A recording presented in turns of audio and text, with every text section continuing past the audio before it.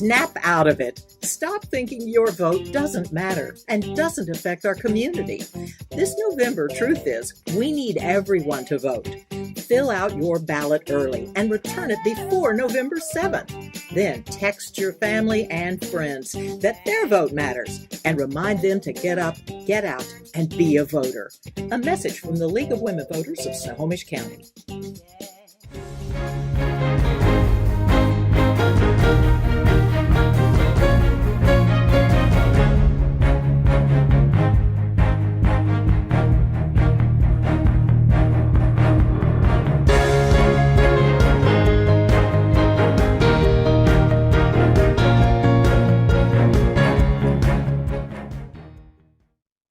Good evening, and welcome to the League of Women Voters of Snohomish County Forum for candidates for the Monroe School District Director Position 2.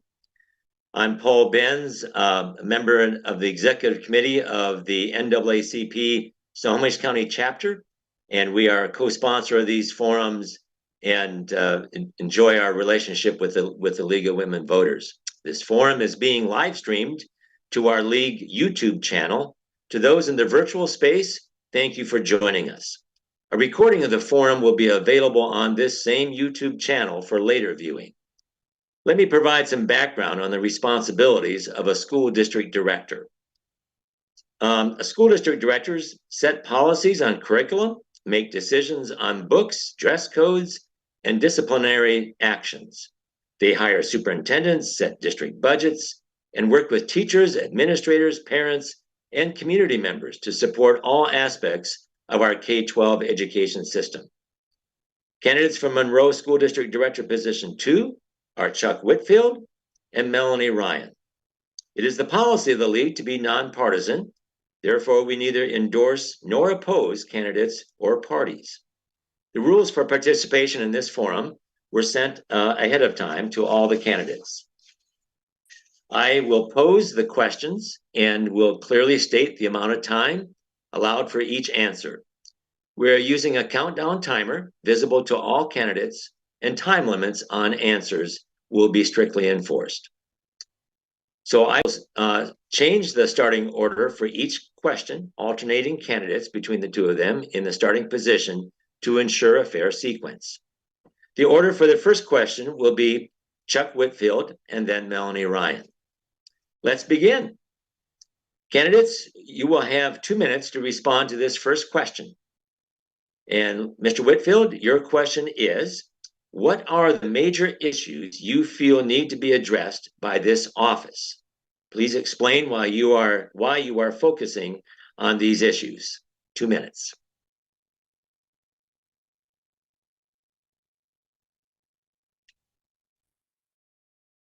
Chuck, you're on mute. You need to unmute yourself. There we go. We can start over. Go ahead. 3 areas that I feel are important issues that should be addressed are learning and achievement, safety and security, and mental health. The learning and achievement is being focused on by the board due to the effects of COVID lockdown. They've significantly affected student achievement and learning. Safety and security is to ensure that our schools are safe from outside violence. In mental health, the mandated lockdown has had a significant role on students. Studies have shown that hopelessness, suicide, and thoughts of suicide have increased. Our board has set out the following goals for the 23-24 school year. First is adopting a district plan focused on learning and achievement outcome for all students. Plan to accomplish this by April of 24 by developing a strategic plan with an associated scorecard for growth and achievement goals. Second, having non-negotiable goals for student achievement that are established in line with the district plan. The board will adopt an achievement and attendance goals for the year. Third, providing, there it is, safety and security for all students and staff.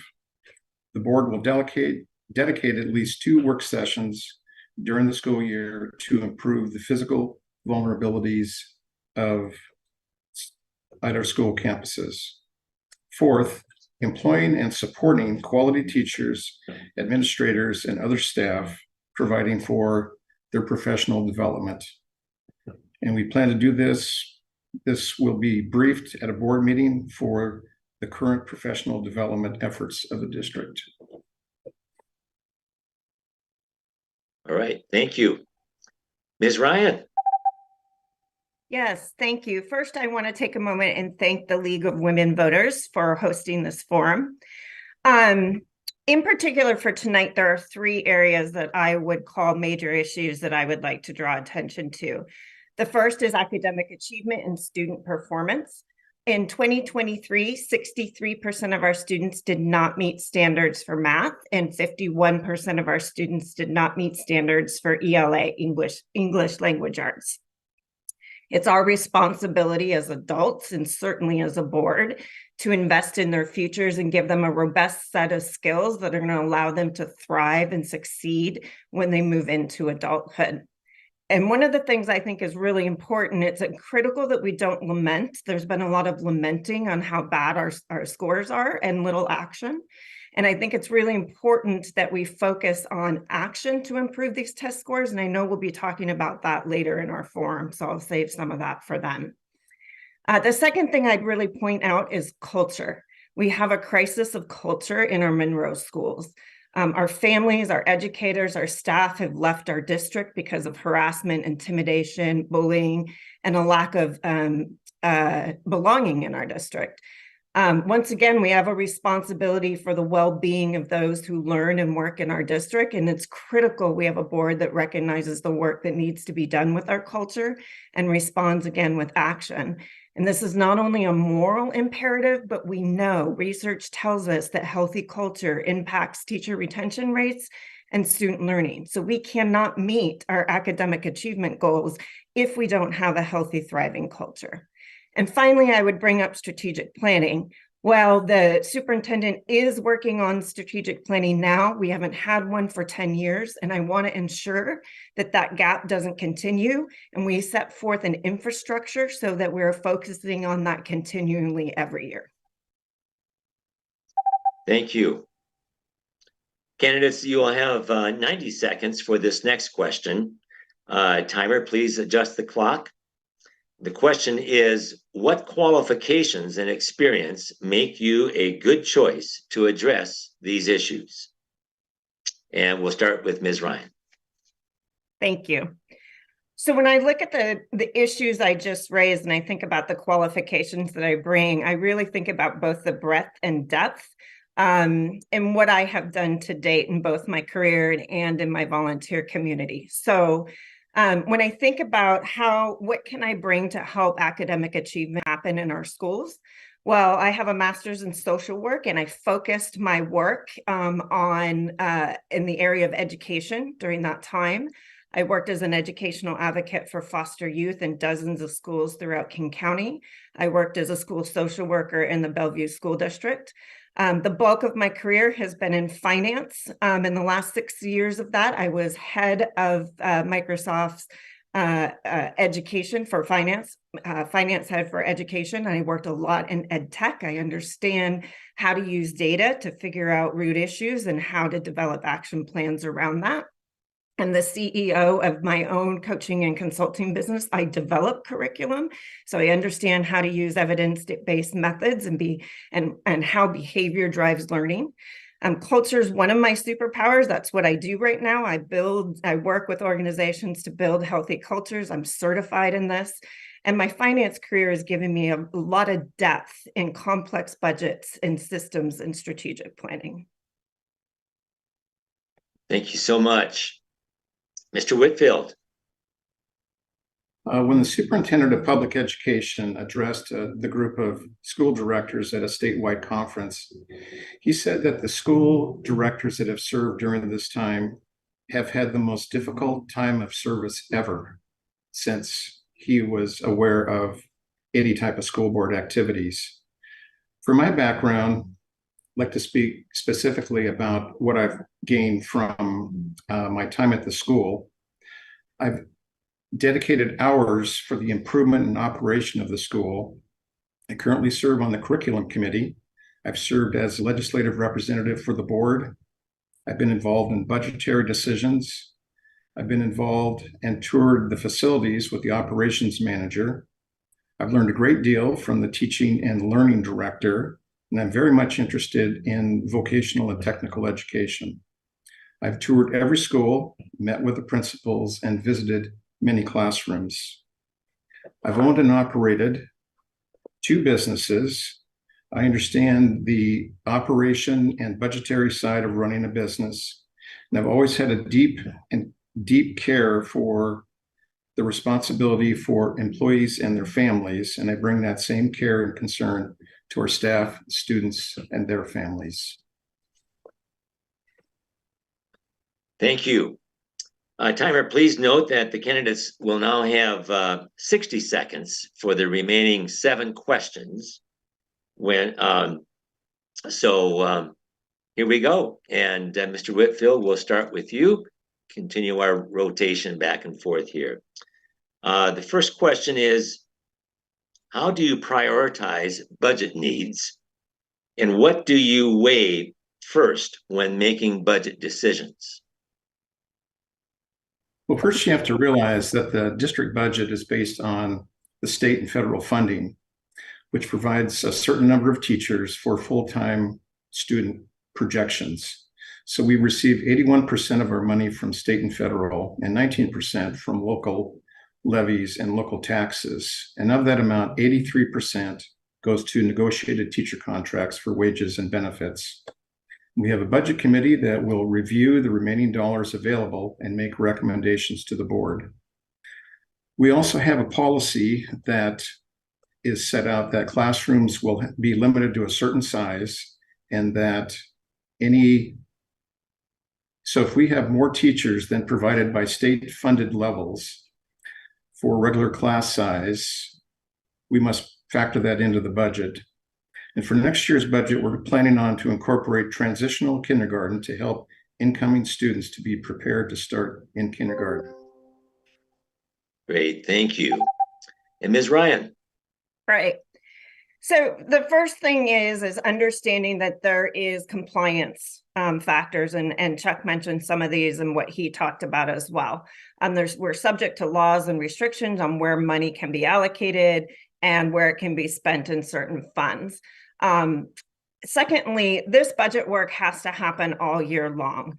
We have to be able to understand and invest heavily in what is happening in our schools and what our teachers need. So where we have the ability to make decisions, that we are informed enough to make them when it's time to do the budget. And this leads to, and what I cannot emphasize enough, when it comes to prioritization, your budget must line up to your strategic priorities. Funding is a finite resources. Budgeting takes a significant amount of critical thinking and systems thinking skills. How do you connect individual pieces together to understand the impact on the whole system? And it's a mistake to see budgeting as a mathematical exercise. And I'm going to be out of time with that. Thank you. Okay, the next question.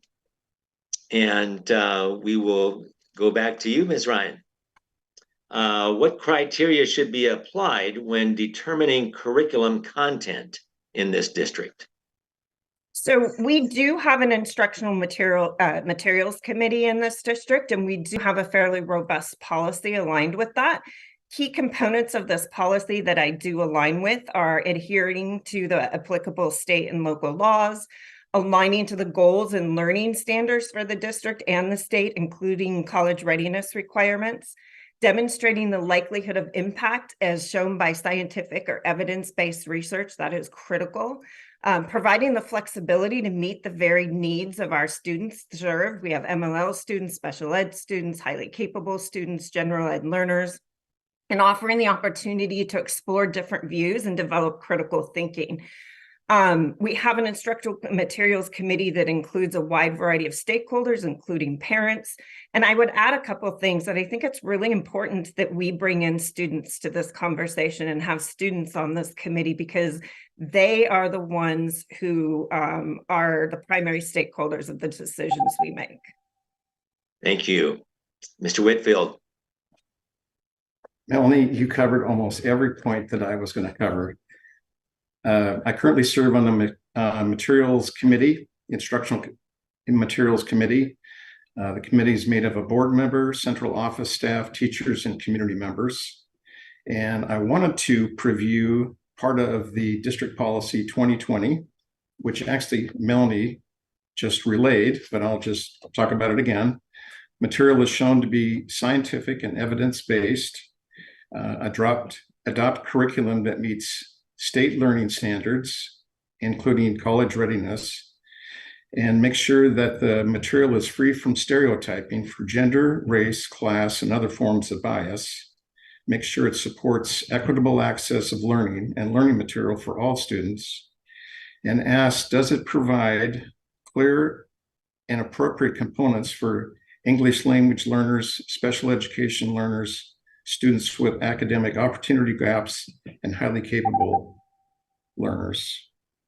students. Thank you.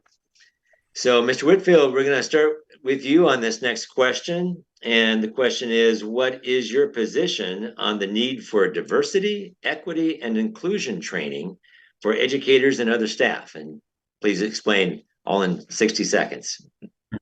Our public education system is supported by all taxpayers. This means our public education system needs to meet the needs of all students who attend public schools in our district. DEI is essential if we're going to ensure that all students' needs are met.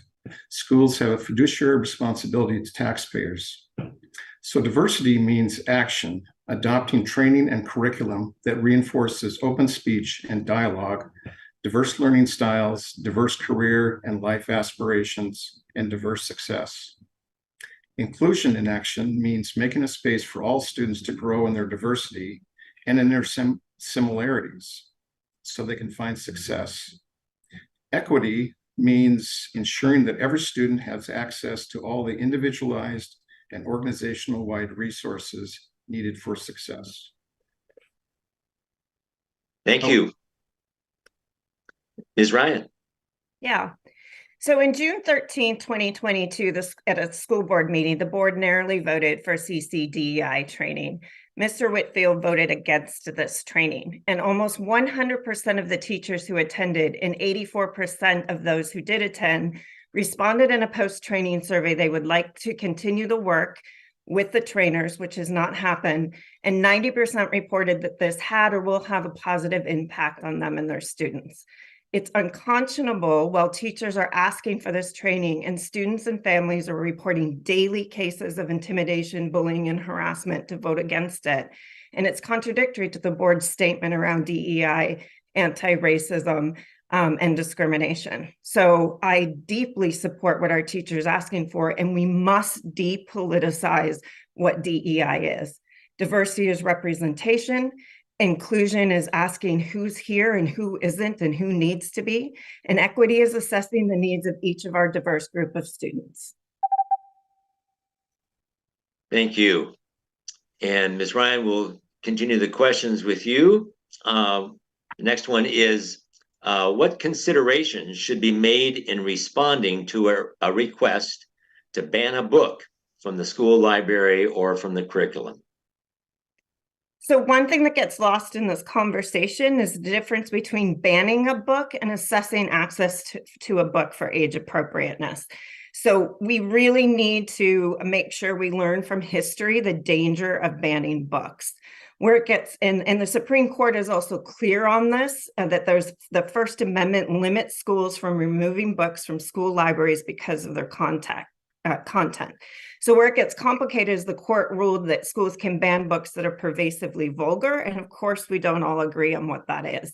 So we do have a process and policy with the Instructional Materials Committee when somebody raises something that they might want to consider be removed from our libraries or our classrooms. I would also, and I think that policy works. And I think that we need to recognize that this is a really good place for family engagement, where families have the opportunity to share the responsibility and set the expectation with their students about what they want them to engage in. Thank you. Mr. Whitfield. That's a good answer, Melanie. Thanks, Chuck. Banning literature is a serious discussion that needs to be informed by professional understanding and laws. It needs to be evaluated by the standards and intentions of our public education system and a scientific understanding of the arguments for and against curriculum in question. It needs to be evaluated for the public good and its positive work that is in question. Additionally, will it benefit our students developmentally, intellectually, mentally, and socially when a consideration for requests like this is made? That's all. Thank you. Mr. Whitfield, we'll stay with you for the next question. And that is, what does the term parent involvement mean to you? Parent involvement means we must recognize that parents are the main stakeholders in their children's upbringing and education. As a district, we need to make sure that we're partnering with parents in every possible way to provide the best education for students. Studies have shown that when parents are involved in their children's education, we actually see better student outcomes. So it is the goal as we partner with parents, knowing that we're in this together to ensure bright futures for all our students. With parents, they need to know whether it means, for parenting, it means that parents work with the students at home and school and make sure that they know the issues, when an issue is raised and something that's happening at school, so they can have a conversation with their student at home. Right, thank you. Ms. Ryan. Yeah, so I would change that term a little bit to caregiver partnership. And what I've learned is that Monroe School District doesn't have a family engagement plan. So to develop this caregiver partnership, I think we need to be much more intentional about developing it and doing our part to build that relationship. And to Chuck's point, that will drive and help build on this goal that we have for academic achievement. So I've been spending a lot of time over the past 3 years in my partnership and collaboration with the district. And teachers and district administrators have been giving me a lot of materials to learn on this particular topic. And some of the things that I would point out that really resonated with me on this topic are the belief that families and caregivers are experts on their children, focusing on the relationship building with teachers with mutual trust, ongoing communication, shared power, meeting families where they're at, going to where the families already are and instead of expecting them to come to us. Great, thank you. We'll remain with you, Ms. Ryan, as we get to our next to the last question. And that is, what suggestions do you have for improving the academic performance of students in the Monroe School District? Right. So in the interest of time, I'm going to go quickly to the 3 main things I would call out. First of all, we must be evidence-based in how we are going to address these items. And the data and the research shows us consistently that teachers have 2 to 3 times more impact on student performance than anything else. So if we want to improve academic performance, we must invest in teachers.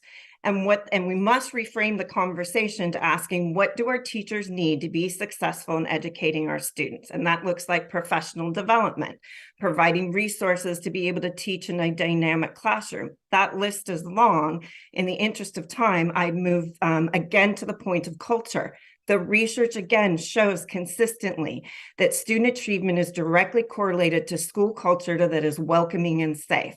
And we know that welcoming and safe must have an interculturally competent staff. That must be another investment. And finally, the third is family engagement, which we've talked about. Great, thank you so much. And Mr. Whitfield. First, we need to realize that all students are not starting at the same place. The new pre-kindergarten program we're now offering is a good example and something we were pushing for next year. Second, expanding free and reduced lunches is another good example. It's hard to learn when you're hungry. Third, we need to set high expectations for students and staff. The PLC, which is professional learning committees, Those initiatives and the new math curriculum are examples of what we're doing to address this. And fourth, we do have a shift in tone with our new superintendent and harmony with our school board, going towards the goal of improving student achievement and coming alongside them and helping them whenever possible. Great, thank you. So can you believe it? We're at our last question, and goes quick. And the last question I like it because it's a personal one. Mr. Whitfield, we'll start with you, and it's please tell us something about your life experience that might surprise or intrigue voters. Well, one thing I always talk about to people is that I've been born and raised in Monroe, and it's almost like I've never gotten out of town. Well, I really have a host of international experience. We had an exchange student from Brazil, Sergio Lombardi. Now as an exchange student to Sweden and traveled to Denmark. In West Germany, I served in the army, and that was before unification. And they had the Berlin Wall. I spent more hours than I would have liked to in foxholes and military maneuvers. I went to the Oktoberfest in Munich as a 19-year-old. You can imagine what we did. I visited the Olympic Stadium in Munich. I visited Dachau, the remnant of the concentration camp. And when I got out of the army, I traveled with my brother. We went to quickly Netherlands, Austria, Switzerland, Italy, Belgium, and we always enjoyed going to different museums. Thank you. Ms. Ryan. Right. So I had to think about this one because I don't know what's going to intrigue people. But one thing that always surprises people when I tell them is I am a certified river raft guide. Now, to be clear, I'm a retired certified river raft guide. But when I was dating my husband, he was a co-owner in a river raft company at the time. And I wanted to prove to him that I could hang, I could do this. And so I went through guide training, which is interesting because I hate to be cold and wet. And I hate to get up early, and it required all of those things, but I persevered. I passed guide training, even though I went backwards down a major rapid and lost a person in my boat. I got the person back in my boat, turned the boat around, and we kept going. Those were some great days and of my life and memories. And now I'm happy to just be a passenger in a boat from here on forward.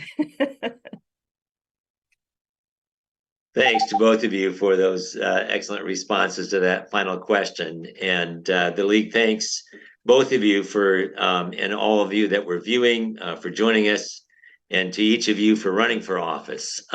It's no easy thing to the sacrifice that it takes. A recording of this forum and others will be available on the League of Women Voters of Snohomish County with the website and the YouTube channel. So you can find the links at lwvsnoho.org.